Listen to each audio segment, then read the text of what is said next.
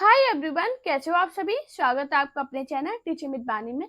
I hope आप सभी अच्छे होंगे और अपनी तैयारी को बेहतर कर रहे होंगे। दोस्तों, जैसा कि आप सभी को पता है कि हमारे चैनल पर DSSP की तैयारी स्टार्ट हो चुकी है, जिसमें हमने आदिकाल, भक्तिकाल और रीतिकाल के जितने भी प्रश्न DSSP में पूछे गए थे उन्हें पढ़ा था। आज हम उसी के आगे आधुनिक काल के प्रश्नों को पढ़ेंगे। तो चलिए आज के वीडियो को स्टार्ट करते हैं। उससे पहले चैनल पर पहली बार आए हो तो चैनल को सब्सक्राइब और वीडियो को लाइक जरूर करना। आज का हमारा पहला क्वेश्चन है, भारतेंदु कृत तदई सर्वस्व किसका अनुवाद है। नारद भक्ति सूत्र, मेघदूत, ऋतु संहार, आंखों की किरकिरी। चलिए से आप लोग इसका राइट आंसर बताइएगा। हाँ जी दोस्तों, भारतेंदु कृत तदई सर्वस्व किसका अनुवाद है। तो आपको याद रखना, जो भारतेंदु कृत तदई सर्वस्व है ये नारद भक्ति सूत्र का अनुवाद है। तो इसका राइट आंसर क्या होगा? Option A. अगर इसके सन की बात की जाए तो इसकी सन क्या थी? 1874। मैंने क्या बताया? भारतेंदु कृत तदई सर्वस्व नारद भक्ति सूत्र का अनुवाद है। हमारे नेक्स्ट क्वेश्चन है, भारतेंदु की रचनाओं का संग्रह किस नाम से है। भारतेंदु दर्पण, भारतेंदु ग्रंथावली, भारतेंदु वाणी या भारतेंदु प्रसून। चलिए से सभी लोग इसका राइट आंसर बताइएगा। ये बहुत इंपॉर्टेंट क्वेश्चन है। DSSP के अलावा भी और एग्जाम है जिसमें ये क्वेश्चन पूछा गया, तो सभी लोग जल्दी से इसका राइट आंसर बताइएगा। हाँ जी दोस्तों, अगर आप DSSP के अलावा भी BPSC की, नेट की या किसी भी स्टेट के TGT PGT की तैयारी कर रहे हो तो आपके लिए क्लास इंपॉर्टेंट है। तो क्लास को पूरा जरूर देखिएगा और अपना स्कोर बताना कि आपका स्कोर क्या रहा क्लास में। अभी बताइए, भारतेंदु की रचनाओं का संग्रह किस नाम से है। तो दोस्तों आपको याद रखना, भारतेंदु की रचनाओं का संग्रह भारतेंदु ग्रंथावली नाम से हुआ है। तो इसका राइट आंसर क्या होगा? Option B. अगर इसके संपादन की बात करें तो इसका संपादन कौन था? ब्रज रतन दास। कौन थे? ब्रज रतन दास। मैंने क्या बताया? भारतेंदु की रचनाओं का संग्रह भारतेंदु ग्रंथावली नाम से हुआ है। इसका संपादन ब्रज रतन दास ने किया है। हमारे नेक्स्ट क्वेश्चन है, निम्न में से कौन सी रचना रत्नाकर की नहीं है। उद्धव शतक, सुंदरी तिलक, रत्नाष्टक या समालोचना 10। जल्दी से सभी लोग इसका राइट आंसर बताइएगा। हाँ जी, कौन सी रचना रत्नाकर की नहीं है। तो दोस्तों आपको याद रखना, जो सुंदरी तिलक है ये रत्नाकर जी की रचना नहीं है। तो इसका राइट आंसर क्या होगा? Option B. अब काफी लोग सोच रहे होंगे ये रत्नाकर की नहीं है, ये तो बात सही है, ये है किसकी। तो आपको याद रखना, ये घनानंद की कविताओं का संकलन है जिसे भारतेंदु हरिश्चंद्र ने संकलित किया है। मैंने क्या बताया? यह घनानंद घनानंद की क्या कविताओं का घनानंद की कविताओं का संकलन है। कविताओं का संकलन है। सुंदरी तिलक क्या है? ये घनानंद की कविताओं का संकलन है जिसे भारतेंदु हरिश्चंद्र जी ने संकलित किया। किसने किया? भारतेंदु हरिश्चंद्र। जगह नहीं है, मैं फिर भी आपको बता देती हूँ एक बार। आप लोग मेरी बात को ध्यान से सुनना। सुंदरी तिलक रत्नाकर जी की रचना नहीं है, ये घनानंद की कविताओं का संकलन है जिसे भारतेंदु हरिश्चंद्र जी ने संकलित किया है। हमारी नेक्स्ट क्वेश्चन है, पंचवटी खंडकाव्य की रचना किस कवि द्वारा की गई। मैथिली शरण गुप्त, नागार्जुन, भवानी प्रसाद मिश्र या जयशंकर प्रसाद। सभी लोग इसका राइट आंसर बताइएगा। हाँ जी, ये क्वेश्चन जितने भी है DSSP के अलावा भी एग्जाम में पूछे गए, सभी इंपॉर्टेंट हैं। सभी लोग अपना स्कोर जरूर बताना। क्लास आपको कैसी लगती है मेरी। वैसे अभी तक जितनी क्लास आई आपने बहुत सपोर्ट किया, आप लोग बहुत अच्छे से कमेंट करते हो, दिल से खुशी होती है कि आप लोग इतना प्यार करते हो। मुझे कमेंट आया था कि मैम इतनी जल्दी सिलेबस कैसे होगा। जैसे कि अभी देखा जाए तो BPSC का भी एग्जाम BPSC का एग्जाम आ ही गया है, हमारा DSSP का भी एग्जाम आने वाला है और नेट का भी आने वाला है। अब हमारा सिलेबस काफी ज्यादा है। अगर मैं डेली शाम को सिर्फ 8 बजे आपकी क्लास लाऊंगी तो आपका सिलेबस कंप्लीट नहीं हो पाएगा। इसलिए मुझे सभी लोग कमेंट करना, क्या 2 से 2 बजे आपकी क्लास रखी जाए। एक क्लास दिन में 2 बजे रखें और एक क्लास शाम को 8 बजे रखें। आप लोग मुझे कमेंट करना ये आइडिया सही है कि नहीं, मुझे सभी लोगों के कमेंट चाहिए। आप लोग अगर कमेंट करोगे तो आपकी अगले ही दिन से 2 बजे आपकी क्लास स्टार्ट हो जाएगी। मुझे कमेंट करना, क्योंकि मैं ये चाहती हूँ कि आपका कुछ भी टॉपिक छूटे ना। क्वेश्चन बहुत बनने हैं, बहुत इंपॉर्टेंट क्वेश्चन आते हैं। अगर आपको 2 क्लास मिलेगी तो मेरे ख्याल से आपके लिए ज़्यादा इंपॉर्टेंट होगा, इसलिए मुझे कमेंट सभी लोग करना। आप लोग जिस हिसाब से कमेंट करोगे, अगर आप लोग चाहते हो 2 क्लास पढ़ना तो मुझे कमेंट करना। आपकी एक क्लास 2 बजे मिलेगी और एक दूसरी क्लास होगी जो हमारी 8 बजे चलती है, यही रहेगी, और एक क्लास आपकी 2 बजे रहेगी। अब मुझे सभी लोग कमेंट करना, ठीक है। आप लोगों का काम है मुझे कमेंट करना। अगर आप लोग चाहते हो कि आपको दिन में 2 क्लास मिले और 2 बजे भी मिले तो मुझे सभी लोग कमेंट करना। अभी इसका राइट आंसर बताइएगा। हाँ जी, अभी इसका राइट आंसर बताइए। पंचवटी खंडकाव्य की रचना किस कवि के द्वारा की गई है? तो दोस्तों आपको याद रखना किसके द्वारा की गई थी। किसके द्वारा? मैथिली शरण गुप्त के द्वारा। मैंने क्या बताया आपको?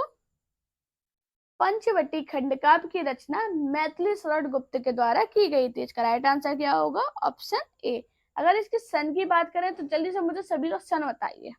तो आपको याद रखना इसकी जो सन है वो है 1925। ये बहुत इंपॉर्टेंट होते हैं दोस्तों, सन से क्वेश्चन बहुत बनते हैं और बहुत कंफ्यूजन में आते हैं। अगर आपने अभी के जो एग्जाम देखे होंगे तो उनमें ऐसा पूछा गया, इसलिए मैं आपको हर एक पॉइंट पर सन बताती हूँ कि मैं चाहती हूँ कि अगर हम लोग मेरे चैनल से पढ़ रहे हो, उससे पढ़ रहे हो, आप लोगों ने इतना विश्वास दिखाया मेरे ऊपर, तो एक बार मेरी कही बातें भी मानिएगा। तो मैं आपको गारंटी दे सकती हूँ आपको सिलेक्शन जरूर होगा। माय नेक्स्ट क्वेश्चन है, पथिक किसका काव्य संग्रह है? राम नरेश त्रिपाठी, जगदीश चतुर्वेदी, विद्यानिवास मिश्र या मैथिली शरण गुप्त? जल्दी से सभी लोग इसका राइट आंसर बताइएगा। हाँ जी, पथिक किसका काव्य संग्रह है? तो दोस्तों आपको याद रखना, पथिक राम नरेश त्रिपाठी का काव्य संग्रह है। तो इसका राइट आंसर क्या होगा? Option A. अगर इसके सन की बात की जाए तो इसकी सन क्या होगी? 1920। मैंने क्या बताया? पथिक काव्य संग्रह किसका है? राम नरेश त्रिपाठी का। अगर इनकी अन्य कृतियों की बात की जाए तो आपको याद रखना एक मिलन, मिलन इनकी बहुत पूछी जाती है, मिलन। हाँ जी, मिलन किसकी है? राम नरेश त्रिपाठी की। इसके सन की बात की जाए, इसकी सन क्या है? 1900, क्या है इसकी सन? जल्दी से बताइए। 1918 है। मैंने ये सन आपको याद कराई थी पहले। और कौन सी? एक स्वप्न बहुत पूछी जाती है। कौन सी? स्वप्न। अगर स्वप्न की बात करें, इसकी सन क्या है? 1929। ये दोनों बहुत इंपॉर्टेंट है, याद जरूर रखना। मैंने जितने भी पॉइंट आपको बताए, एक एक पॉइंट इंपॉर्टेंट है, एक एक पॉइंट से पेपर में क्वेश्चन बने हैं। माय नेक्स्ट क्वेश्चन है, अयोध्या सिंह उपाध्याय का ग्रंथ प्रिय प्रवास किस भाषा में लिखा गया? खड़ी बोली, अवधी, मगधी या संस्कृत? जल्दी से सभी लोग राइट आंसर बताइएगा। हाँ जी, मैं आपको थोड़ा टाइम इसलिए देती हूँ कि आप अपने मन से इसका आंसर सोचिए कि क्या हो सकता है, जैसे आपको अपना खुद का लेवल समझ में आएगा कि आपका लेवल क्या है। बाद में तो मैं बताती हूँ ना आपको, लेकिन इसलिए मैं थोड़ा टाइम देती हूँ। हाँ जी, मैं ये चाहती हूँ भले ही आप मेरे 20 क्वेश्चन पढ़ रहे हो, लेकिन 20 क्वेश्चन में अगर 40 भी बन जाए ना तो आप वो क्वेश्चन कर जाओ। ऐसे क्वेश्चन का कोई फायदा नहीं होता। आपने करे तो है, थंबनेल में लगा 50 प्रश्न कर रहे हैं। अब भाई 50 प्रश्न हमने 10 मिनट में कर लिए, उसका कोई फायदा नहीं है। बताइए, अयोध्या सिंह उपाध्याय का ग्रंथ प्रिय प्रवास किस भाषा में लिखा गया? तो दोस्तों आपको याद रखना, जो अयोध्या सिंह उपाध्याय है, जिसे हम हरिओद भी बोलते हैं। क्या बोलते हैं? हरिओद। कहीं कहीं आपको अयोध्या सिंह उपाध्याय ना देके हरिओद भी दे सकता है, तो आपको याद रखना अयोध्या सिंह उपाध्याय हरिओद का प्रिय प्रवास ग्रंथ है, वो खड़ी बोली में लिखा गया। तो इसका राइट आंसर क्या होगा? Option A. अब प्रिय प्रवास की बात कर रहे हैं तो इनका एक क्वेश्चन बहुत बनता है कि प्रिय प्रवास के 17वें सर्ग में क्या है? जल्दी से बताइए। तो आपको याद रखना क्या है? भगवान कृष्ण के बचपन से मथुरा प्रस्थान तक का वर्णन है। क्या है? जरूर लिखना, पेपर में पूछा गया था। कृष्ण के बचपन से, बचपन से, हाँ जी, बचपन से मथुरा प्रस्थान का वर्णन है। मथुरा प्रस्थान का वर्णन है। थोड़ी दोस्तों मेरी राइटिंग गंदी है तो प्लीज आप लोग एडजस्ट कर लेना। बाकी आपको पढ़ाऊंगी बहुत अच्छे से, थोड़ी राइटिंग है वो आप लोग एडजस्ट करना। मैंने क्या बताया, अयोध्या सिंह उपाध्याय हरिओद कृत प्रिय प्रवास खड़ी बोली में लिखा गया था। अगर प्रिय प्रवास की बात करें तो प्रिय प्रवास के 17वें सर्ग में क्या है, कृष्ण के बचपन से मथुरा प्रस्थान तक का वर्णन है। माय नेक्स्ट क्वेश्चन है, श्रीधर पाठक ने कौन सा अनुवाद ब्रज भाषा में किया, उजड़ ग्राम, जासूस, ऋतु संहार, रसकलश। जल्दी से सभी लोग इसका राइट आंसर बताइएगा। हाँ जी दोस्तों, बताइए इसका राइट आंसर क्या होगा। श्रीधर पाठक ने कौन सा अनुवाद ब्रज भाषा में किया। तो दोस्तों आपको याद रखना, श्रीधर पाठक ने उजड़ ग्राम का अनुवाद ब्रज भाषा में किया था। तो इसका राइट आंसर क्या होगा, ऑप्शन ए। अगर श्रीधर पाठक की बात करें तो इनके द्वारा किए गए और भी अनुवाद है, जैसे एकांतवासी योगी, एकांतवासी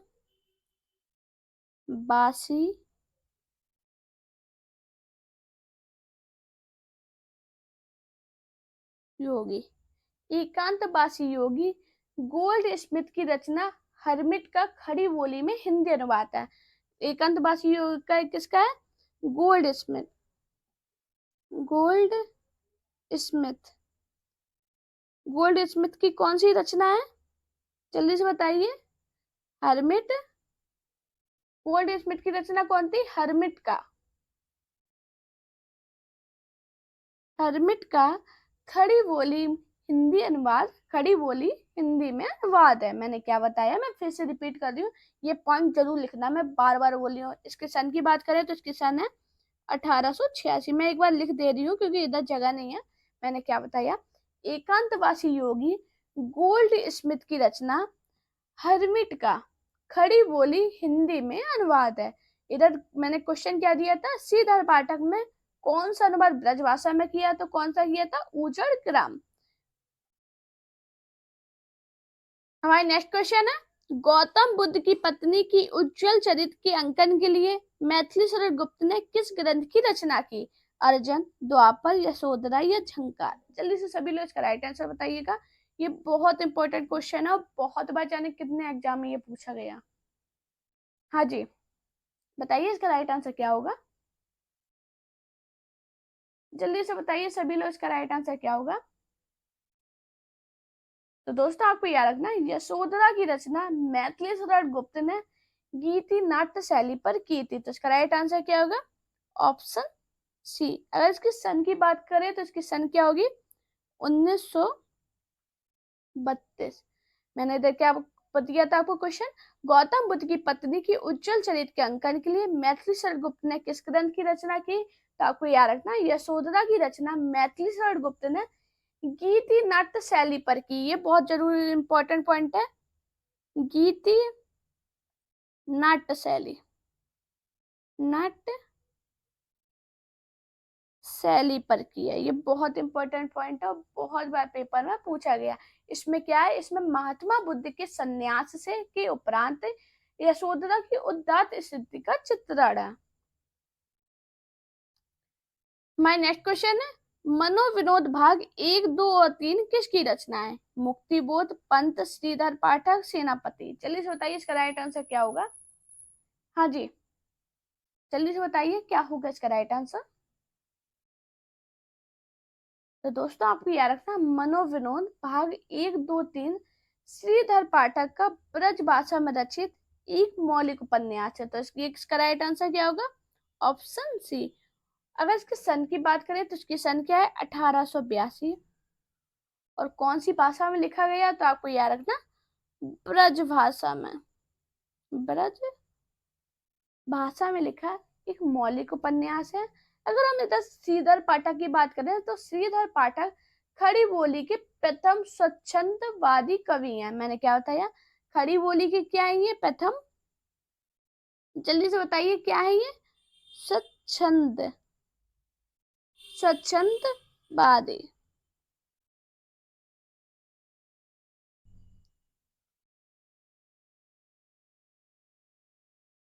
फर्स्ट स्वच्छंदवादी कवि हैं।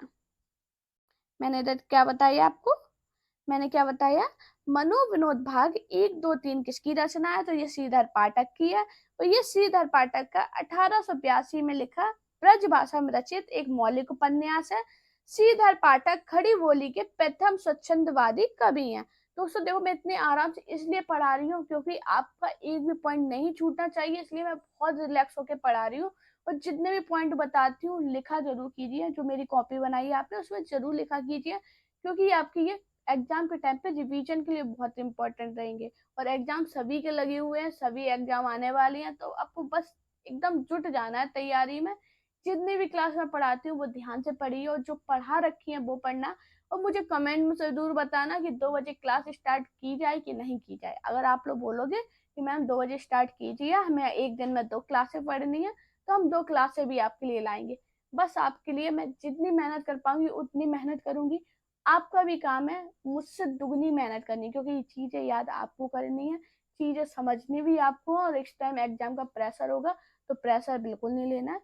आपने शुरू से तैयारी कर रखी है तो बिल्कुल प्रेशर नहीं लेना है, रिलैक्स होकर चीजों को समझना है और अच्छे से पढ़ाई करनी है। बाकी अगर आपको कोई भी प्रॉब्लम हो रही, मेरे इंस्टाग्राम पे मुझे मैसेज करना है या टेलीग्राम पे आप मुझे ज्वाइन जरूर कर लेना, जिससे आपको उस पर पीडीएफ मिल जाएंगे। और कमेंट में भी आप मैसेज कर देना, मैम इस टॉपिक पर प्रॉब्लम है, मैं आपको सॉल्यूशन जरूर लेके आऊंगी।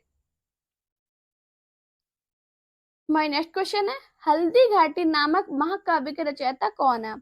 श्याम नारायण पांडे, माखनलाल चतुर्वेदी, ठाकुर गोपाल शरण सिंह या सुमित्रा कुमारी चौहान? जल्दी से बताइए इसका राइट आंसर क्या होगा। हाँ जी, हल्दी घाटी नामक महाकाव्य के रचयिता कौन है?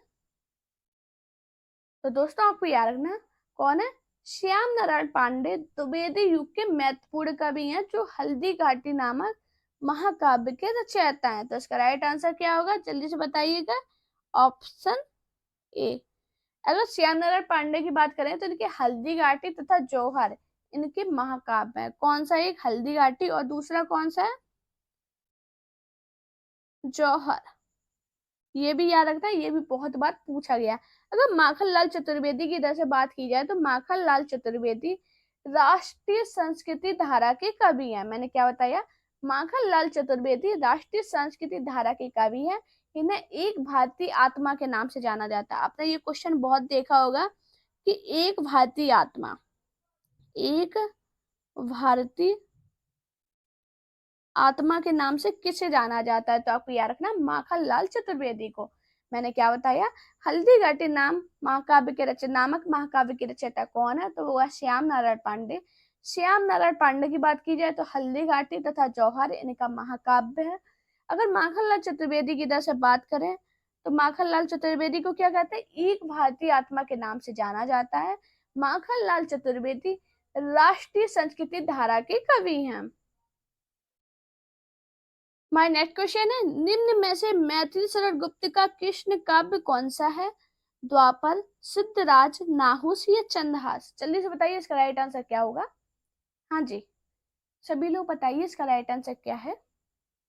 तो दोस्तों आपको याद रखना, मैथिली शरण गुप्त का कृष्ण काव्य कौन सा है? द्वापर। इसका राइट आंसर क्या होगा, ऑप्शन है। अगर इसके सन की बात की जाए तो इसकी सन क्या है, 1936। मैंने क्या बताया, मैथिली शरण गुप्त कृष्ण काव्य द्वापर किसका है, द्वापर है। इसकी सन की बात की जाए तो इसकी सन क्या है, 1936।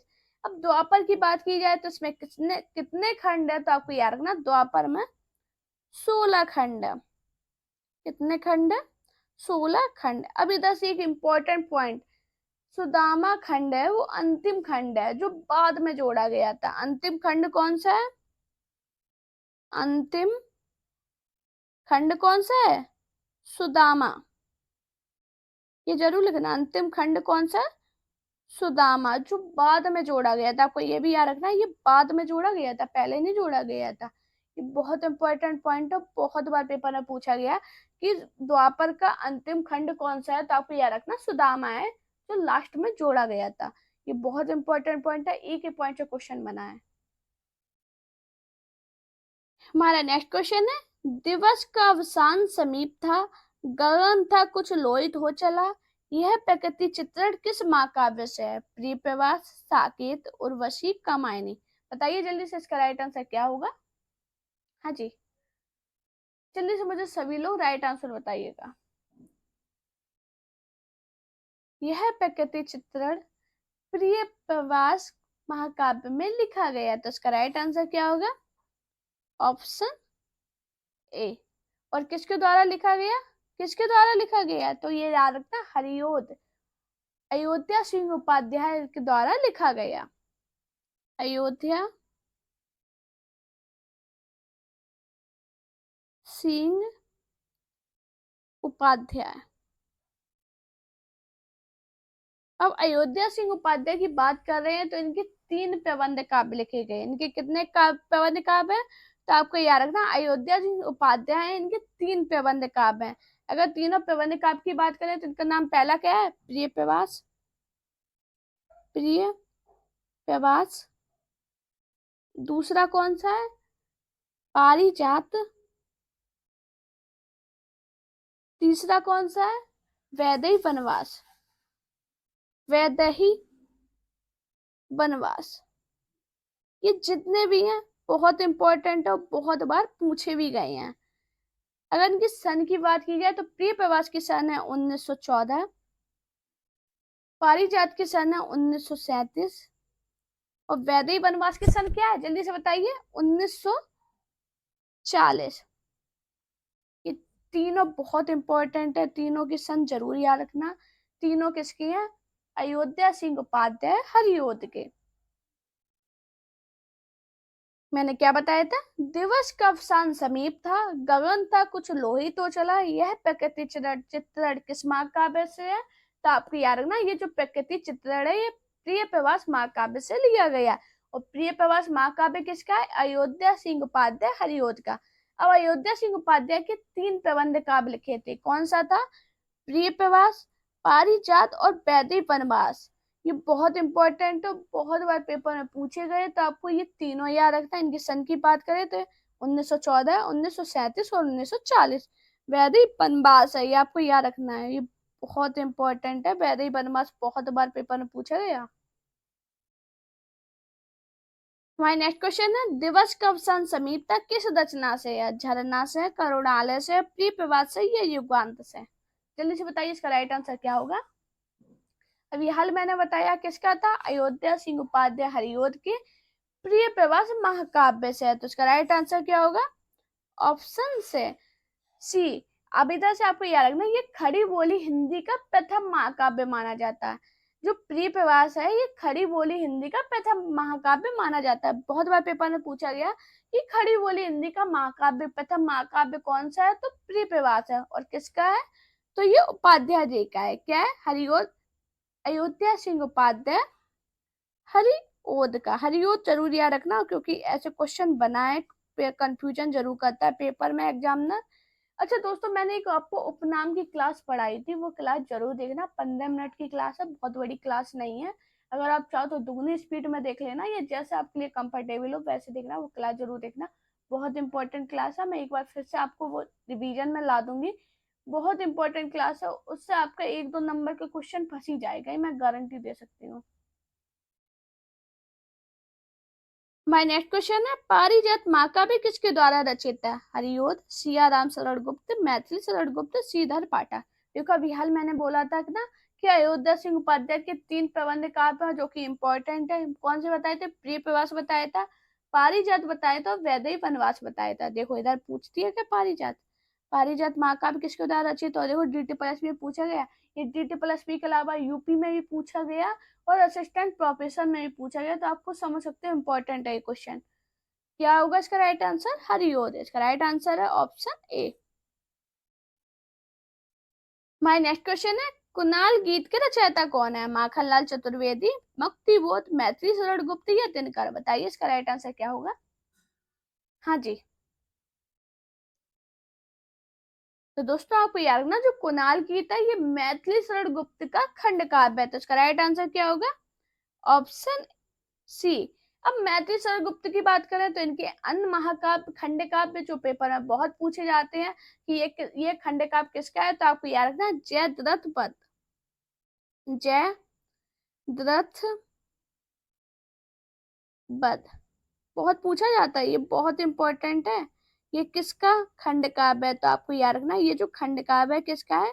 मैथिली शरण गुप्त का। एक पूछा जाता भारत भारती, भारत भारत भारती किसका खंड काव्य है? तो आपको याद रखना ये भी मैथिली शरण गुप्त का है। एक पूछा जाता है पंचवटी। कौन सा पूछा जाता है? पंचवटी।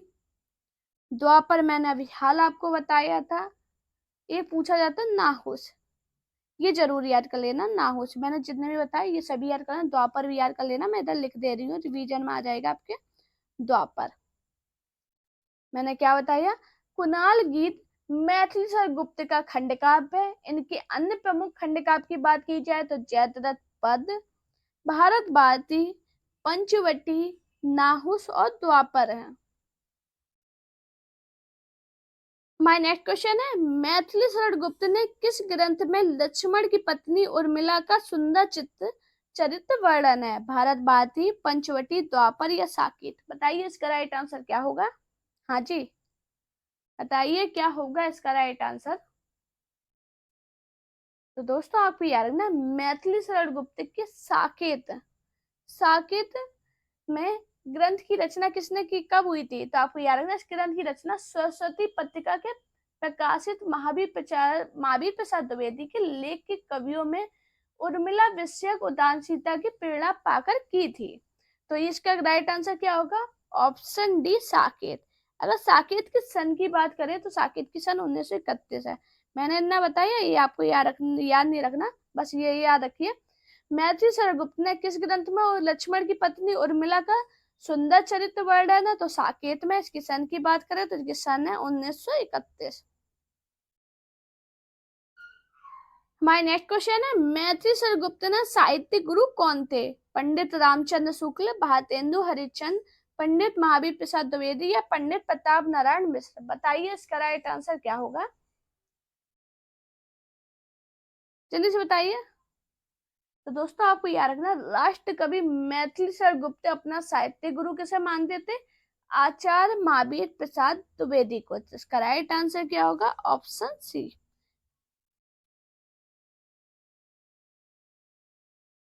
हमारा नेक्स्ट क्वेश्चन है, द्विवेदी युग के किस कवि ने अपना काव्य ब्रज भाषा में लिखा? अयोध्या सिंह उपाध्याय, जगन्नाथ दास रत्नाकर, मैथिली शरण गुप्त, गया प्रसाद शुक्ल, सनेही? बताइए इसका राइट आंसर क्या होगा? हाँ जी, द्विवेदी युग के किस कवि ने अपना काव्य ब्रज भाषा में लिखा? तो दोस्तों आपको याद रखना जगन्नाथ दास रत्नाकर द्विवेदी युग के ऐसे कवि थे जिन्होंने अपना पूरा काव्य है ब्रज भाषा में लिखा। तो इसका राइट आंसर क्या होगा? Option B. हमारी नेक्स्ट क्वेश्चन है, हल्दी घाटी नामक प्रबंध काव्य के रचयिता कवि का नाम है? माखनलाल चतुर्वेदी, सोहन लाल द्विवेदी, श्याम नारायण पांडे या राम नरेश त्रिपाठी? बताइए इसका राइट आंसर क्या होगा? हाँ जी दोस्तों, अभी हाल मैंने आपको बताया था, इसका आंसर मैंने अभी हाल बताया था। मैंने क्या बताया था? श्याम नारायण पांडे की रचनाएं कौन सी बताई थी? हल्दी घाटी और जौहर। तो इधर इसका राइट आंसर क्या होगा? हल्दी घाटी प्रबंध काव्य के रचयिता कौन माने जाएंगे? श्याम नारायण पांडे। इसका राइट आंसर होगा ऑप्शन सी। अगर इनकी अन्य रचना की बात करें जिसमें एक जौहर भी बहुत पूछा जाता है। जौहर और हल्दी घाटी ये दो इंपॉर्टेंट है जो बहुत ज्यादा पेपर में आते ही रहते, ट्रेंडिंग में रहते हैं। हमारा नेक्स्ट क्वेश्चन है, साकेत की रचना का मुख्य उद्देश्य क्या था? देश प्रेम, उर्मिला को महत्व देना, राम कथा का चित्रण, रहस्य का वर्णन? मोस्ट मोस्ट इंपॉर्टेंट पॉइंट, जल्दी से बताइए इसका राइट आंसर क्या होगा? साकेत की रचना का मुख्य उद्देश्य क्या था?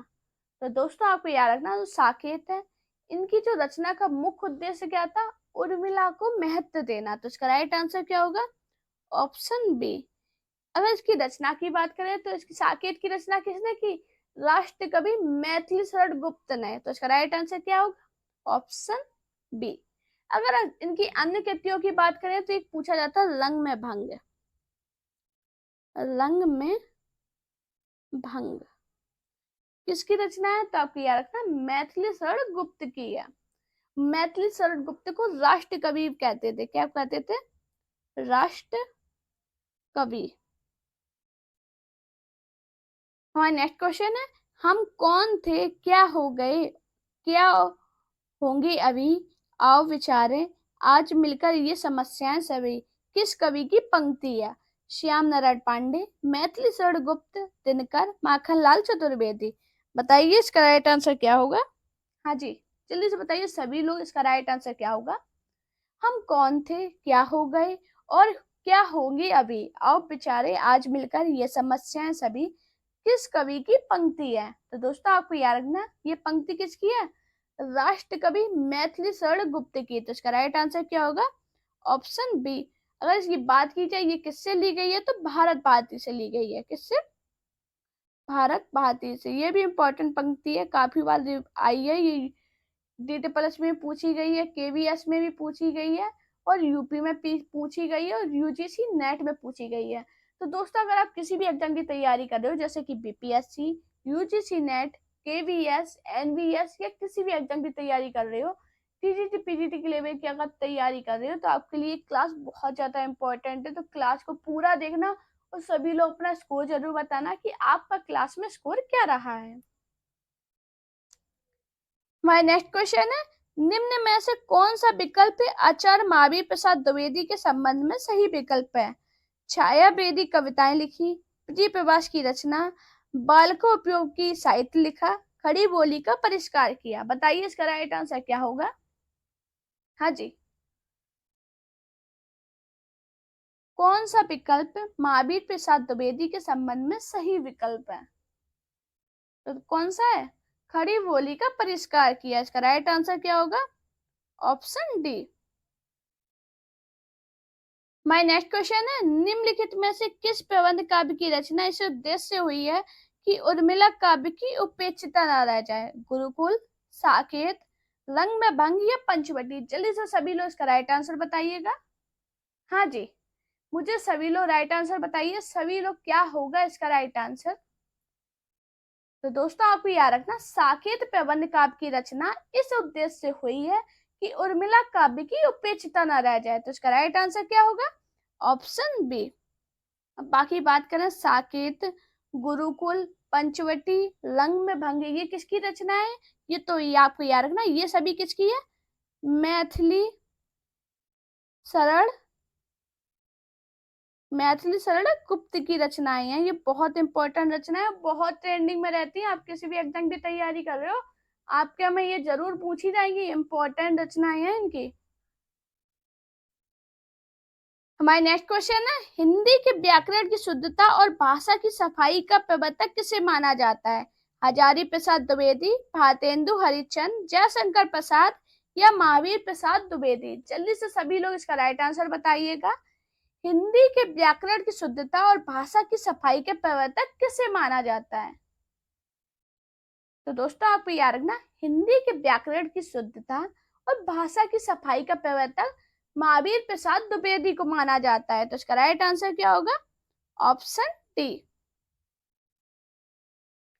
हमारा नेक्स्ट क्वेश्चन है, एकांतवासी योगी के रचयिता कौन है? श्रीधर पाठक, महावीर प्रसाद द्विवेदी, हरिओद, मैथिली शरण गुप्त। बताइए इसका राइट आंसर क्या होगा। हाँ जी दोस्तों, जल्दी से बताइए इसका राइट आंसर क्या है। एकांतवासी योगी के रचयिता कौन है? तो दोस्तों आपको याद रखना, एकांतवासी योगी के रचयिता कौन है? श्रीधर पाठक। इसका राइट आंसर क्या होगा? Option A.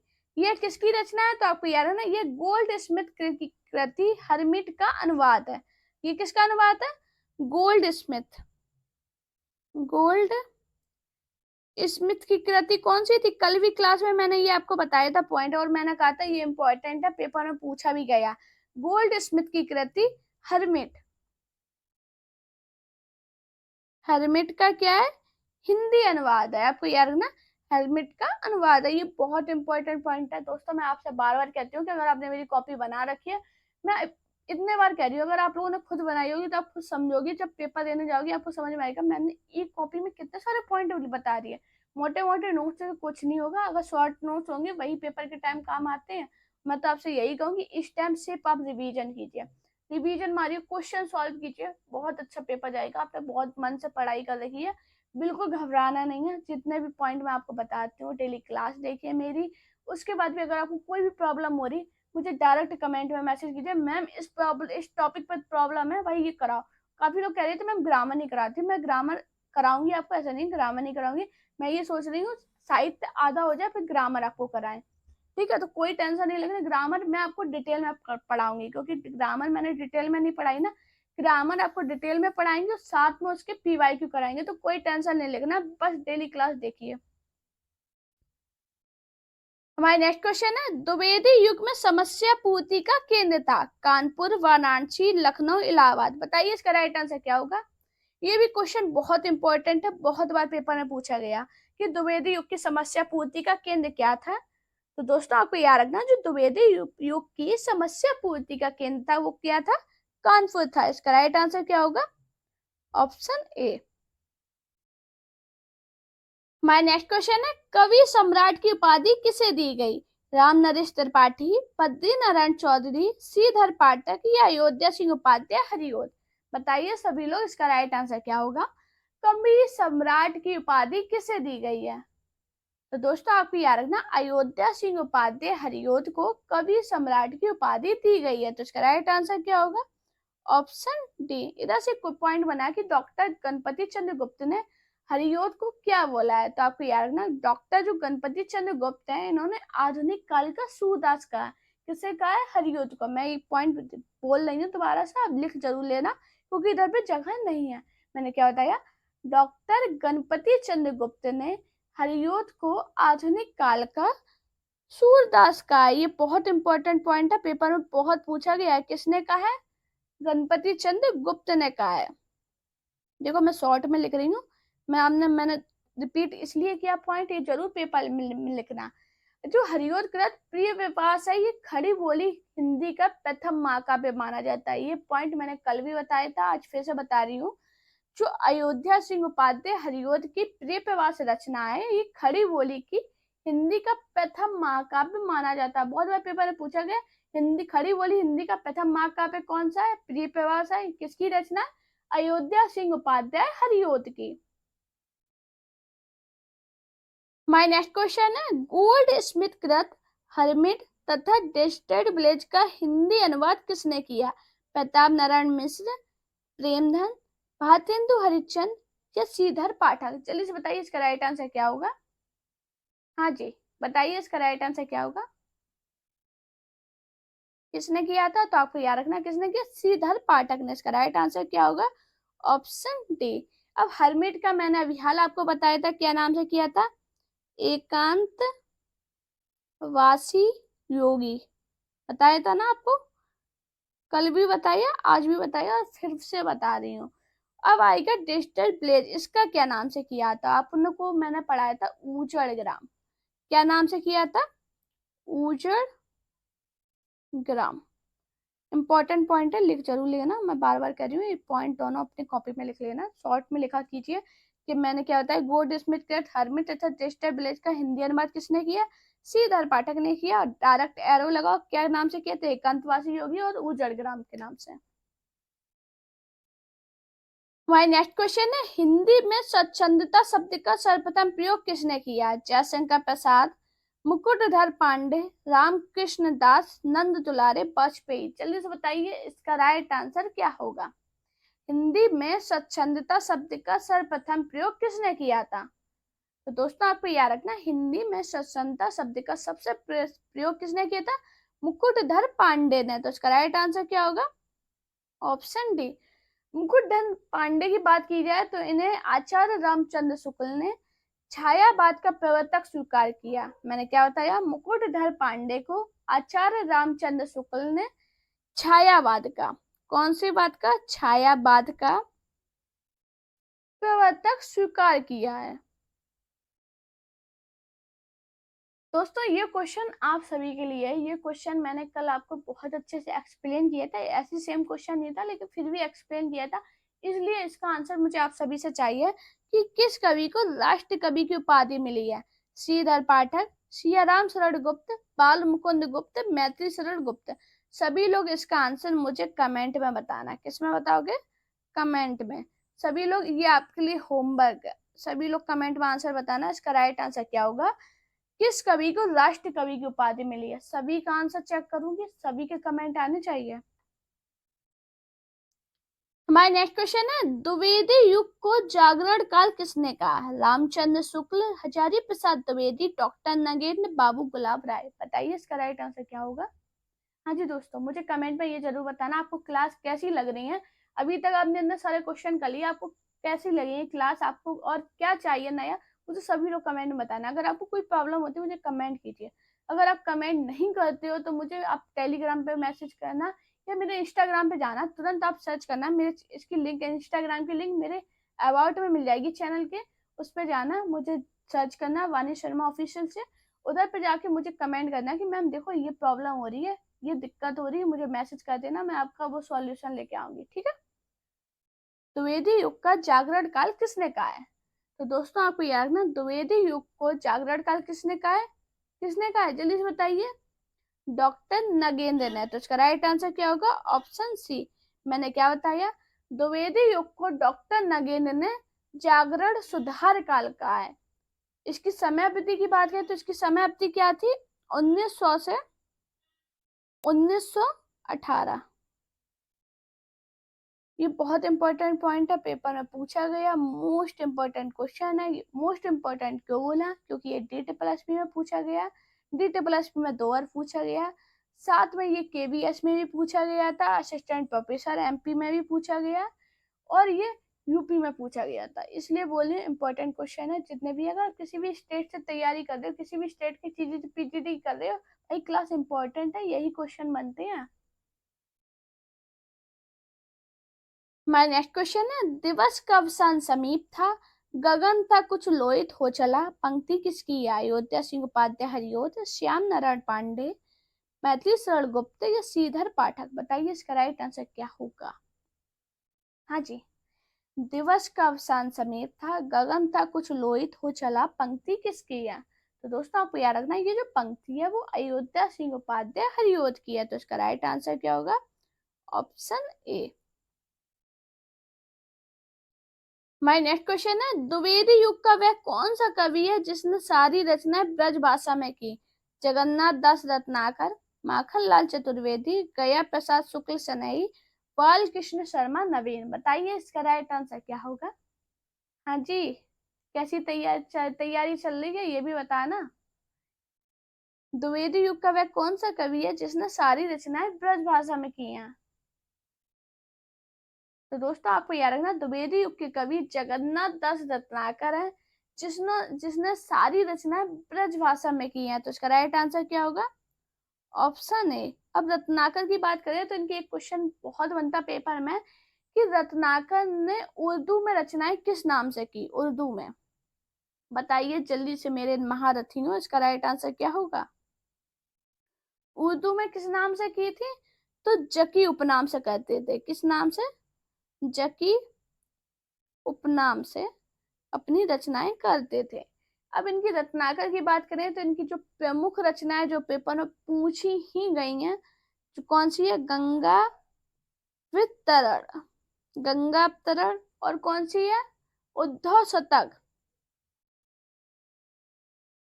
अरे यार कैसे लिख दिया उद्धव, अभी सभी लोग कहेंगे मैम आपको उद्धव भी लिखना नहीं आता है। उद्धव शतक। एक आता है हरिश्चंद्र। हरिश्चंद्र बहुत पूछी जाती है, इनकी रचना किसकी है? जगन्नाथ दास रत्नाकर की है। मैंने क्या बताया? द्विवेदी युग का वह कौन सा कवि है जिसने सारी रचना ब्रज भाषा में की? तो आपको याद रखना, जगन्नाथ दास रत्नाकर ने अपनी सभी रचनाएं ब्रज भाषा में की हैं। उर्दू, ये रत्नाकर है, ये उर्दू में जकी उपनाम से अपनी कविताएं करते थे। रत्नाकर की प्रमुख रचना की बात करें तो गंगा अवतरण, उद्धव शतक और हरिश्चंद्र। माय नेक्स्ट क्वेश्चन है, जयद्रथ रचना है प्रसाद की, निराला जी की, दिनकर जी की या मैथिली शरण गुप्त की? बताइए इसका राइट आंसर क्या होगा। जयद्रथ किसकी रचना है? तो दोस्तों आपको याद रखना, जो जयद्रथ है ये किसकी है? मैथिली शरण गुप्त की रचना है। तो इसका राइट आंसर क्या होगा?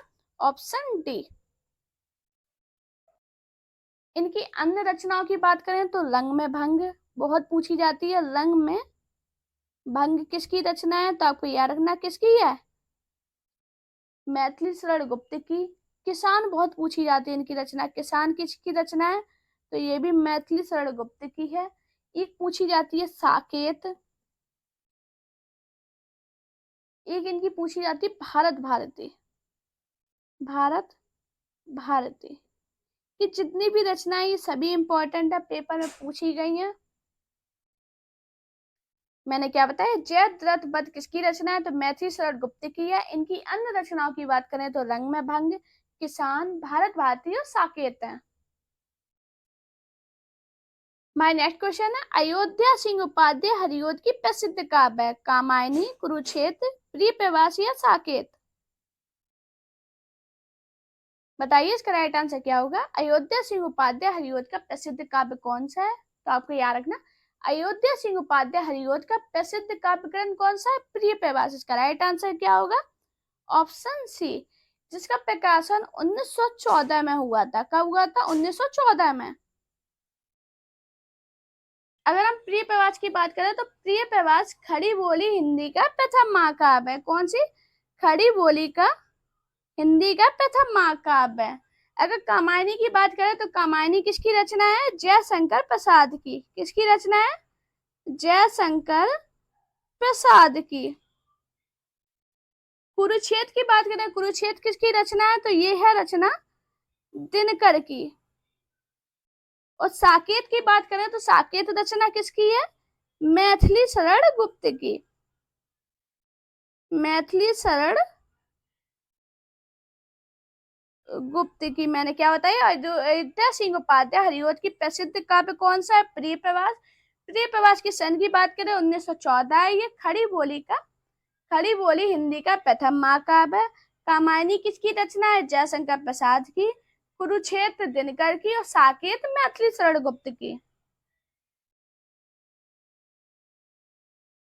हमारा नेक्स्ट क्वेश्चन है, दिनकर का काव्य नहीं है, उर्वशी, हुंकार, जयद्रथ वध, रेणुका। जल्दी से आप लोग इसका राइट आंसर बताइएगा। हाँ जी, कौन सा दिनकर का काव्य नहीं है, तो दोस्तों आपको याद रखना, जो जयद्रथ वध है ये रामधारी सिंह दिनकर का काव्य नहीं है। तो इसका राइट आंसर क्या होगा, ऑप्शन सी। अब काफी लोग सोच रहे होंगे चलो रामधारी सिंह दिनकर का तो नहीं है, अब ये है किसका, तो आपको याद रखना ये मैथिली शरण गुप्त का द्वारा रचित एक खंड काव्य है। ये किसके द्वारा रचित है, तो आपको याद रखना ये मैथिली शरण गुप्त। मैंने क्या बताया, ये मैथिली शरण गुप्त का क्या है, खंड काव्य। ये भी आपको याद रखना, ये छोटे छोटे पॉइंट पेपर में पूछे जाते हैं और इम्पोर्टेंट होते हैं। बहुत बार पेपर में पूछा गया ये क्वेश्चन है, जयद्रथ वध किसका खंड काव्य, तो आपको याद रखना ये मैथिली शरण गुप्त का खंड काव्य। इसके प्रकाशन की बात करें तो इसका प्रकाशन 1910 में हुआ था। कब हुआ था इसका प्रकाशन, 1910 में हुआ था। यह एक हरि गीत का छंद द्वारा रचित है। इसमें छंद की बात करें तो कौन सा छंद है, हरि, कौन सा छंद है, हरि गीत का। मैंने आपको क्या बताया, दिनकर का काव्य कौन सा नहीं है, तो जयद्रथ वध है वो दिनकर का काव्य नहीं है, बल्कि ये मैथिली शरण गुप्त द्वारा रचित एक खंड काव्य है। इसका प्रकाशन 1910 ईस्वी में हुआ था। और अगर इसकी छंद की बात करें तो इसमें हरि गीत का छंद है। हमारे नेक्स्ट क्वेश्चन है, महाराणा का महत्व किसकी रचना है, जयशंकर प्रसाद, केदारनाथ मिश्र, नवीन जी, माखनलाल चतुर्वेदी। जल्दी से सभी लोग इसका राइट आंसर बताइएगा। हाँ जी, सभी लोग अपना स्कोर जरूर बताना कि आज की क्लास में आपका स्कोर क्या रहा है। तभी इसका आंसर बताइए, महाराणा का महत्व किसकी रचना है। बहुत इंपॉर्टेंट ये रचना है, बहुत बार पेपर में पूछी गई है। तो दोस्तों आपको याद रखना, जो महाराणा का महत्व है ये जयशंकर प्रसाद की कृति है। किसकी है, तो आपको याद रखना ये जयशंकर प्रसाद की, जयशंकर प्रसाद की कृति है। और इसकी सन की बात करें तो इसकी सन क्या है, 1914। तो इसका राइट आंसर क्या होगा, ऑप्शन ए। हमारे नेक्स्ट और मोस्ट मोस्ट इम्पोर्टेंट क्वेश्चन, हम दीवानों की क्या हस्ती है, आज यहाँ कल कहाँ वहां चले, पंक्ति किस रचनाकार की है, रघुवीर साहे, अज्ञे, जयशंकर प्रसाद या भगवती चरण वर्मा। चलिए से सभी लोग इसका राइट आंसर बताइएगा। हाँ जी, क्या होगा इसका राइट आंसर, किसकी पंक्ति है, जल्दी से बताइए। दोस्तों आपको याद रखना, हम दीवानों की क्या हस्ती है, आज यहाँ कल वहाँ चले, ये पंक्ति है किसकी? भगवती चरण वर्मा की। तो इसका राइट आंसर क्या होगा? Option B. भगवती चरण वर्मा की कविता थी, क्या नाम था? दीवानों की हस्ती से लिया गया है। भगवती चरण की कविता का नाम क्या है? दीवानों की हस्ती। दीवानों की हस्ती से लिया गया है। हमारा नेक्स्ट क्वेश्चन है, निराला जी द्वारा रचित कविता खंडर के प्रति निम्न में से किस प्रकार की कविता है? प्रेम गीत, संबोधन गीत, रौद्र रूपी कविता या व्यंग्य गीत? जल्दी से बताइए इसका राइट आंसर क्या होगा। हाँ जी, ये ऐसे क्वेश्चन है, आप किसी भी एग्जाम की तैयारी कर रहे हो आपके लिए इंपॉर्टेंट है, क्योंकि आधुनिक काल बहुत इंपॉर्टेंट है, बहुत क्वेश्चन बनते हैं। जल्दी से बताइए इसका राइट आंसर क्या होगा। निराला जी द्वारा रचित कविता खंडर के प्रति निम्न में से किस प्रकार की कविता है? तो दोस्तों आपको याद रखना है, ये जो कविता है ये संबोधन गीत है। तो इसका राइट आंसर क्या होगा? Option B. दोस्तों अगर आपको मेरी वीडियो पसंद आई हो तो वीडियो को लाइक कीजिए, चैनल को सब्सक्राइब कीजिए और अपने दोस्तों से इस वीडियो को शेयर जरूर करना। मेरा टेलीग्राम अकाउंट टीचिंग विद वानी और मेरा इंस्टाग्राम अकाउंट वानी शर्मा ऑफिशियल पे मुझे फॉलो कीजिए। अपना प्यार और सपोर्ट बनाइए। आपको कोई भी प्रॉब्लम हो रही है एग्जाम में, आप मुझे डायरेक्ट या तो कमेंट कर सकते हो या मुझे इंस्टाग्राम पे मैसेज करना। मैं आपके सॉल्यूशन जरूर लेके आऊंगी। बिल्कुल टेंशन नहीं लेना, आपने तैयारी बहुत अच्छी कर रखी है और आपका एग्जाम भी बहुत अच्छा होगा। बिल्कुल परेशानी होना, बस अपनी तैयारी को बेहतर करना। डेली जो पढ़ाते हैं वो पढ़िए, जो समझाते हैं वो समझिए।